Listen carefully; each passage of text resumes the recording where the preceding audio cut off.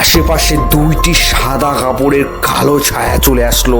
Hello friends, আমার নাম হচ্ছে আনিস, তোমরা দেখছো ইটস ব্লগ 3 চ্যানেল। ফ্রেন্ডস, আজকে শোনাবো ফের একটি নতুন গল্প, খুব ইন্টারেস্টিং এবং মজাদার হতে চলেছে। আজকের ভূতের গল্পটা খুব ভয়ানক হতে চলেছে। কিছু সময়কাল আগের কথা, যেখানে একটি গ্রামে প্রচুর মানুষ বাস করত এবং সেখানে অনেক মানুষ একসাথে লোকালয়ে থাকতো, উঠতো বসতো, ঘুরতো ফিরতো, সব কিছু করতো। হঠাৎ একটা সময় আসে যেখানে যে বট গাছটা ছিল পাড়ার লোকালয়ের ভিতরে, সেই বট গাছের নিচে হঠাৎ একটি খবর আসে রাতের বেলা নাকি কালো ছায়া দেখা যায় সেখানে। হঠাৎ এক সময় একটি চাঁদনি রাত চলে আসে। সেই গ্রামের স্কুলের মাস্টার মশাই সেই চাঁদনি রাতে বাড়িতে ফিরছিল এবং সে না জানতে হট করে বট গাছের নিচে আশ্রয় নিয়ে ফেলে।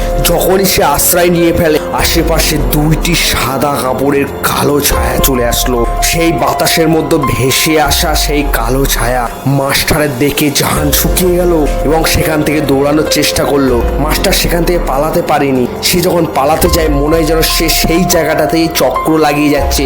মাস্টার মশাই দৌড়াতে থাকছে কিন্তু এগোতে পারছে না। ফাইনালি পরের দিন সকালবেলা যখন সবাই গ্রামের মানুষ এক জায়গায় হয়, বট গাছের নিচে মাস্টার মশাইকে অচেতন অবস্থায় দেখা যায়। তখন থেকে গ্রামের লোকেরা ওই বট গাছের নিচে যাওয়া বন্ধ করে দেয়। এইটি হচ্ছে আজকের নতুন গল্প। ভালো লাগলে লাইক, কমেন্ট, শেয়ার করো, সাবস্ক্রাইব করো এবং আরো এরকম নতুন নতুন গল্প আনবো। ততক্ষণ ভিডিওটা লাইক করে দাও, সাবস্ক্রাইব করে দাও।